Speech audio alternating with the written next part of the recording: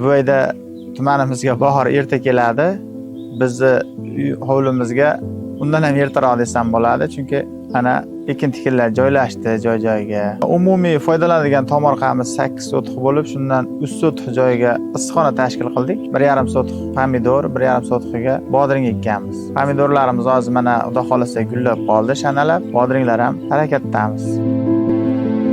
Skuterda oldin odamlar yukini tashib, shunaqa xizmatlar ko'rsatardim. Hozir qo'shimchasiga o'sha ustalarga qurilish anjomlari harakatini yo'lga qo'ydik. O'sha beton mishalka deyshadi, lisalar ijaraga olib boramiz.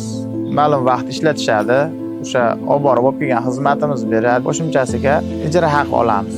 Oldin skuterda foydalanardik. Hozir klientlar ko'payib ketdi desam bo'laveradi. Ikkita qo'shimcha texnika qildik. Elektr tokida ishlaydi, shuning uchun zaryad yetmay qolsa, zapas tariqasida oldim, ikkinchisini olib borib kelib yetkazib berib turamiz. Asalarimiz Xudo xolasa bu yil qariyb 35-40 ta oila bor. Qo'shimchasiga yana yangi yashiklar olib kelib qo'ydim. Ko'chirib o'tkazamiz. Bugungi kunda bir yangilab joylashtiramiz. Sekin-sekin bo'lamiz. Ya'ni 10-aprellarga yangi ona arilar ochib chiqadi. Shuni mo'ljallab harakat qilib boryapmiz hozir. 100 ta oilada ari qilishni maqsad qilganmiz. O'tgan yili taxminan 400 kiloga yaqin asal oldik.